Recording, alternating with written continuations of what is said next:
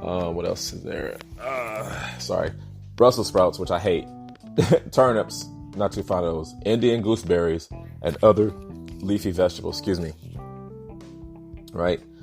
So you got to get them from plant sources.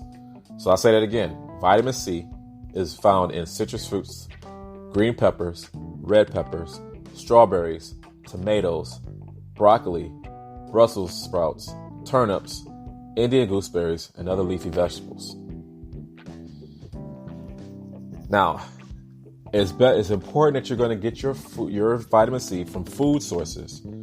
If you're going to have to do orange juice and things like that, that's fine.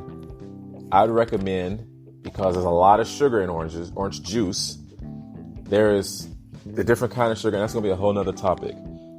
That might be our next topic. Email me, let me know if you want to hear about the different types of sugars, because there's a lot of misconception with the sugars and what you can and what you can't eat, especially if you are diabetic. I want to give you some information basically off of that, because even in this article that I'm covering, it talks about how they use low dosage of vitamin C to help people with diabetes. Okay, so however, you want to get your vitamin C more so from your foods, like these foods I just mentioned, as opposed to drinking them in juice form. The reason why is, like for instance, orange as opposed to orange juice, right? The orange itself is more fiber. It's fibrous. So there's no way you're going to eat 12 oranges because you'll be full, number one, but your body can't take all that. So it's more fibrous as opposed to drinking like 4, 5, 6, 7 glasses of vitamin C or orange juice, right? You can get them from your food sources. And then if you're unable to get them from your food sources, if you don't have access to a whole lot of these vegetables that I've mentioned to you or fruits that I mentioned to you, then I would recommend going ahead and getting the pill form. Just make sure you read the ingredients to make sure that it's just vitamin C and that it has a nice amount of a milligram, dosages of it. Okay.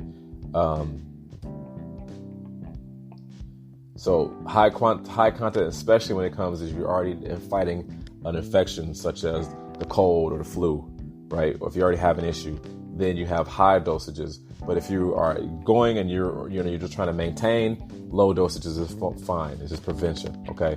And a lot of these articles, two of the articles, this article and the last article that I was looking at, talks about how they really don't see any results in people that's taking vitamin C every day. It's only really comes when they see the person having an issue, then they load them up with high volumes of vitamin C, and then they see that the vitamin C is actually helping the body to fight the infections. But this is basically if you're not taking vitamin C at all, and then you're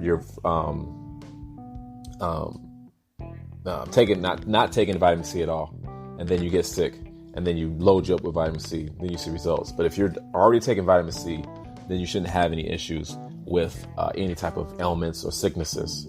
Okay, that's what I'm getting from these articles, and I'm just going to go my own personal story. I don't get very sick. I don't get sick very often. Okay, I might get sick maybe once a year, and I'll feel it coming on. Like I'm feeling the chills in my bones. I'm like, okay, I'm about to get jacked up. Then what I do is I go ahead and I'll overload on vitamin C. Right? Overload on vitamin C. And then what I also do, because sometimes I might, at this point, if I'm already feeling it, like, okay, I'm about to get sick, I'll overload on vitamin C. Then I'll go ahead and I'll put on lots of layers of clothes. The reason I do this, people might be saying, hey, what the heck is you talking about?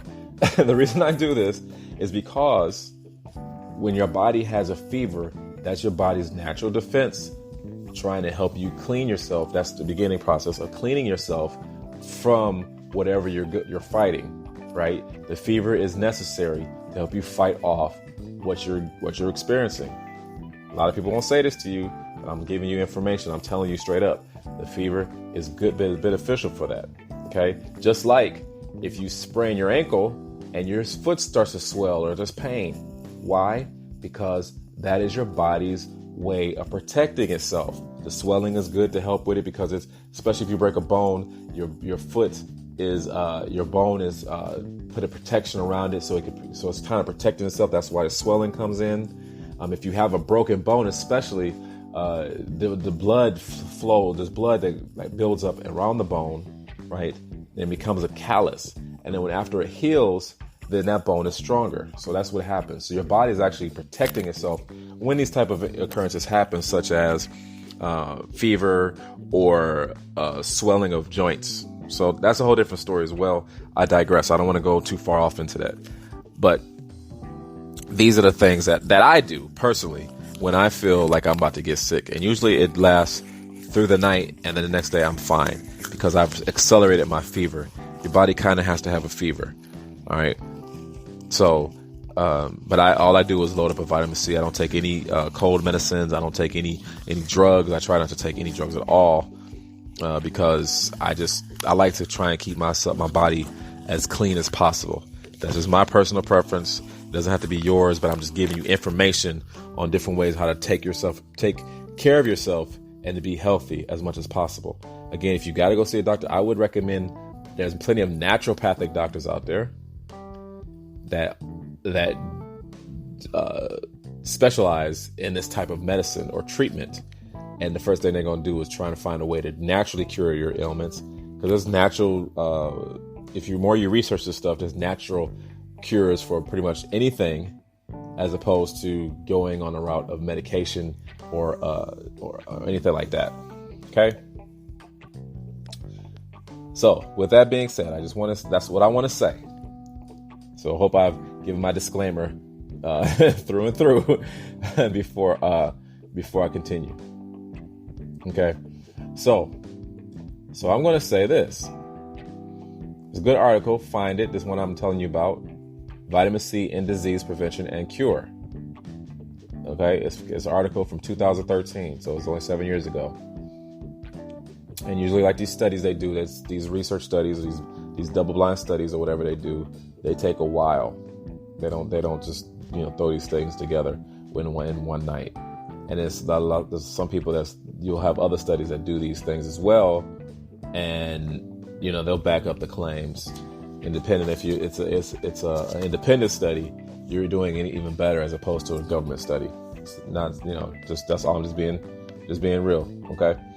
So I want to take you through, to finish up today's topic, I want to take you through 7 impressive ways vitamin C benefits your body. Now, this is through an article that I found on Healthline. Okay. 7 ways. Now, I already talked to you about helping cure the common cold, might even help for diabetes, the flu. Already great things, right? Help with your cholesterol. A lot of different things. This little vitamin C, I'm telling you, just as far as my experience, I have to keep giving these disclaimers, people, but as far as my experiences go, great benefit when it comes to taking vitamin C. Okay.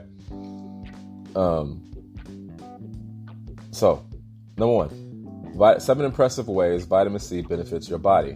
Number 1, it's an essential vitamin. Means your body cannot produce it. So you have to get it from outside your body. You have to get other food sources or supplements. All right. It's water soluble. Like I said, you can get it in spinach, kale, broccoli, bell peppers, vitamins. Kiwi, fruit, strawberries, oranges. So number 1, the recommended daily intake of vitamin C is 75 milligrams for women and 90 milligrams for men. Okay. The only reason why is usually men are a lot bigger and we have testosterone. Actually, guys, another side note. This is not part of this, but I read a book that talked about vitamin C actually being great for testosterone and actually good for your muscles after taking it after a workout. Okay. I don't know where that article's at. Actually, it's an ebook that I found. I was reading a book that talked about different ways men can help build their testosterone up, and vitamin C was one of them. So, just a side note, it's not these articles that I wanted to read today. So 75 milligrams for women and 90 milligrams for men. And again, like I said, if you're doing that daily, you should be okay. It's more of a prevention. But if you already have a problem, then you want it in high doses. Vitamin C is a powerful antioxidant that can strengthen your body's natural defenses. That is your immune system. Vitamin C is great for strengthening your immune system. All right. So the problem is, if you think about it, many people are not getting vitamin C these days. There's a lot of fast food restaurants out there. There's a lot of these different places. There's a lot of, doctors just giving you medication.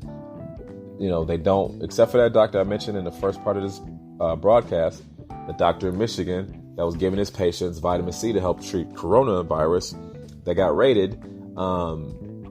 And he posted on his Facebook that it was going great with the treatments, right? Normally you don't hear about that. So our food is void of natural nutrition.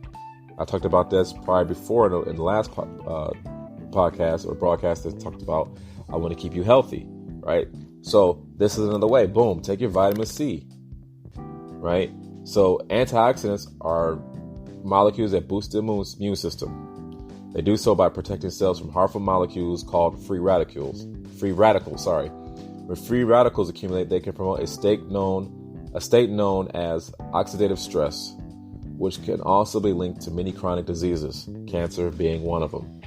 Antioxidants. So if you've heard of antioxidants before, a lot of antioxidants come from your foods like berries, blueberries especially, which, well, if you don't remember me saying, that is a form of vitamin C as well. Any berry, but berries as well, blueberries, strawberries, right? Studies show that consuming more vitamin C can increase your blood antioxidant levels by up to 30%, and this helps the body's natural defenses fight inflammation. Okay, so 9 times out of 10, if we look at our bodies, there's a thing called alkaline and acidic state. We have a lot of acid in our bodies, usually, depending on the stuff we eat. A lot of sodas, people eating a lot of fast food, fried foods, that produces a lot of acid in your body. So what this is doing is actually is putting yourself in alkaline state as well with the different foods. The vitamin C does that. So it helps bring down those free radicals, removes the acidic, and now brings you to a more alkaline state. So a lot of the studies are showing that disease cannot live in an alkaline body. So that's great. All right. So again, we're talking about 7 ways that vitamin C can help benefit the body. That was number 1. Number 2, may help manage high blood pressure. What? May help manage high blood pressure. Now, these things they'll have to say may and all this stuff because they don't want to say it will, because there again, everybody's different. If you're not taking it every day, you can't. This is not one of those things that you can take one time and boom, it's going to fix it. You have to make sure that it's getting in your body. Your body's getting used to it, right? Just like you're needing water every day. You're not going to drink water one time and think, oh, I'm good for the rest of my life. You're going to keep doing it. Keep doing it. Okay? I don't know if you remember back in the day also, there was another disease. But if you look up scurvy, that we learned about it back when I was in school. But scurvy was a thing that sailors got because they was out to sea the whole time. They didn't get a lot of vitamin C. Rickets, those type of things. So what they did is they gave them vitamin C as a treatment, and it had removed all those things from you, but it's in high dosages, like I said earlier. Okay? So again, back to number 2. High blood pressure may help reduce high blood pressure or manage high blood pressure. Okay? So if you remember last broadcast, I talked about the different deaths in the world. Well, high blood pressure was a part of them. It was heart disease, high blood pressure, diabetes, and those different things are the part of the CDC on their website. Okay. So, but high blood pressure is what puts you at heart disease. That's to put you at the risk of heart disease. Again, heart disease is the leading cause of death globally. High blood pressure is actually what causes or puts you at risk for heart disease. Okay. Studies have shown that vitamin C may help lower blood pressure in both those with and without high blood pressure. So if you already have high blood pressure, it's going to help lower it. If you don't have high blood pressure, it's going to keep your levels low. So they did a study in animals. In this part, they did a study in animals. This showed that they found that vitamin C supplementation